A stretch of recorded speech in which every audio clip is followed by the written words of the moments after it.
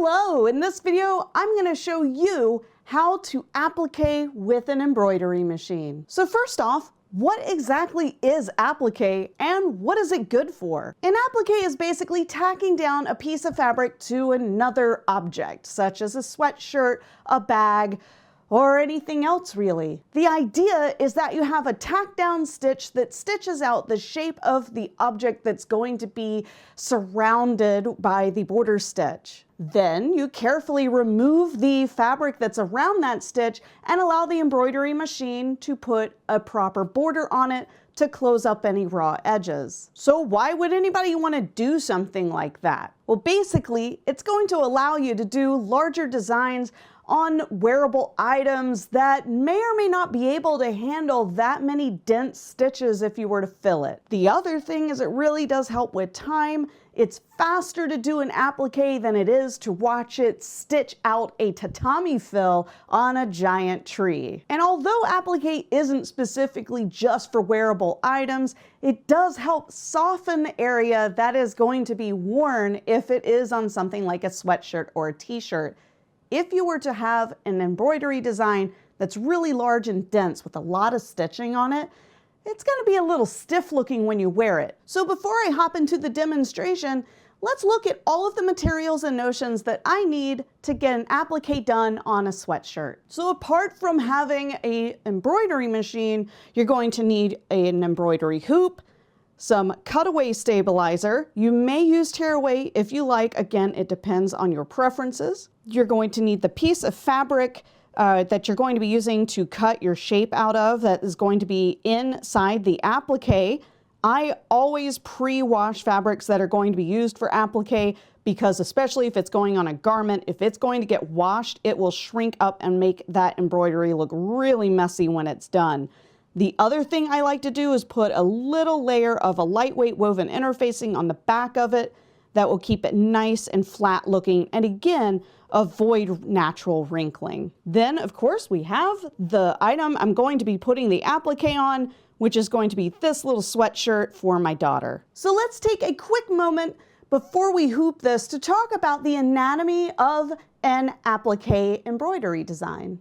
Your embroidery design is probably only going to have 2 stitches. The first stitch is going to be a tack down stitch in a completely different color than what you expect. This is because some machines have the ability to stop on color changes, such as a sewing and embroidery combo machine or a single needle embroidery machine. If you're like me and you're using a multi-needle embroidery machine, you're going to want to program a stop at that point. If you don't, it's gonna carry on to that next layer and you really don't want it to do that. The reason for this is because you want to be able to pull out the hoop, either removing it or having your machine move it forward into an applique position so you can cut the excess fabric away from your work. Now, after we've done that tack down stitch, you're going to cut away that fabric, just like I mentioned, and then you can press continue or change your thread color, whatever you need to do in that step for the second layer. The second layer is going to be a wide satin stitch, or at least in my design, it will be. It might be a blanket stitch for you or a decorative stitch. That's fine. The whole point of the first stitch is really just to get your fabric there so that you can cut the excess away before you do the real stitch, which is the decorative applique. Once it's done that, it's completely done and you can take it off of the hoop.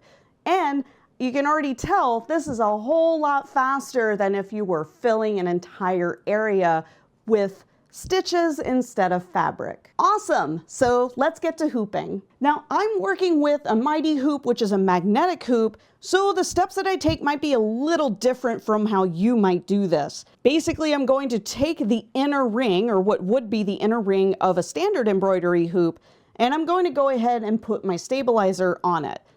Now for me, I can actually just do this and place this down and lock it in place with the backing holder. For those of you working from home with a standard hoop, you can use painter's tape to just get this to kind of stay there. Because the trick is now you have to shove it up inside the sweatshirt, which with my luck means that it's going to fall off, go everywhere, and not stay in place, hence the backing holder. When you're ready, you can take this assembly and just shove it up into the shirt. Of course, you might be doing something else for your embroidery, and that's fine. I just chose a sweatshirt. So there are much better ways of doing this. I'm just a masochist and choose the hardest way. So I'm going to get this roughly into position, and then I have this little tool that I use to kind of figure out where things should go. Now, I just line up the shoulder line and don't pay attention to the neck hole here because every shirt is different, and this was specifically made for like graphic tees. But I can actually see about where I should be placing things thanks to this. So I can kind of guide this down to where it should go. And again, there are easier ways of doing this. I very, very, very specifically suck at this, but I don't quit. I persevere so I can learn. Once you have the hoop where you want it, you're going to go ahead and put the top on. And mind you, I'm absolutely not going to be doing this with the fabric hooped. So the applique fabric, leave unhooped. You'll thank me later. Slap that on. Wham! And now we can put this on by basically letting it float. So I'm going to grab some basting spray. This is just quilting basting spray, which oddly enough, quilters hate, embroiderers love. I'm going to spray that over here into the trash can because it gets everywhere. And I'm just going to lay this down. That looks good. About centered. It is a very wide design that I've selected, so the reason you want to leave this floated like this and not hooped is because you're going to be trimming this away. So this will make things a lot easier on you than if you actually hooped it in. Now I can take this to the embroidery machine and let it do the work. Go ahead and slide the hoop onto the machine and make sure that your work is around that free arm so you don't accidentally stitch through all layers.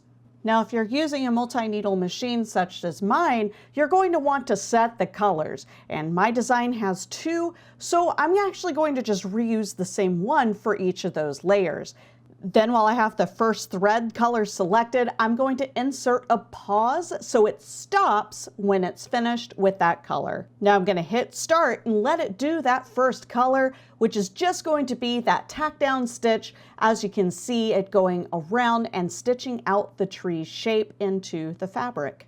On my machine, I can hit this little button here and it allows my hoop to slide out, and it makes it easier for me to work with it and remove the excess fabric. One thing I neglected to mention is it's good to have these duckbill scissors because it allows you to easily remove that excess fabric while skirting along the edge of the stitching and not poking your source material. To remove the fabric, all you need to do is gently pull back on it and slide the scissors in and cut along the edge, but always being careful not to snip into your material below because that can introduce holes into your garments. I will say that you should probably go a little easier than I did on that basting spray because it made this a little harder to do as I got closer and closer to the stitching. If you have a little trouble getting into the smaller corners, you can always grab a smaller pair of snips like these. Once you're done removing all of the extra fabric along the outside of the design, you can press that button to have the hoop come out for applique again. It'll return the hoop, and then you can press start to resume the design from layer 2. Once everything's done, you can remove the hoop. Go ahead and just gently remove everything from the hoop that you need. Just be careful if you're using the mighty hoops. They are really strong. And then I like to take a lint roller and just roll over. Again, really just depends on the kind of fabric that you use because sometimes the applique fabric is just fine and then other times it doesn't fray. But this was just a flannel, and so it did have a bit of fraying on it. And as you can see, it's really cute. Now you need to remove that stabilizer that you put down to make sure that it doesn't have all this extra stuff rubbing up against somebody's body. This is super important if it's a wearable item because that can be super annoying. So just cut that away as best as possible and then you're done. Okay, we can flip it to the right side. Whoopsh, give it a little shake. Makes it better if you can shake it a bit. Anyway, there we go. We have a lovely sweatshirt with an applique on it, and I didn't have to wait forever for it to stitch out. Again, you can do applique on anything. It doesn't have to be a wearable. It can be a bag if you want. And actually, there's another kind of applique called reverse applique. And next time I do an embroidery video, I think I'll actually show you how to do that. Thank you very much. Feel free to like the video, subscribe to the channel, and leave your comments or questions below.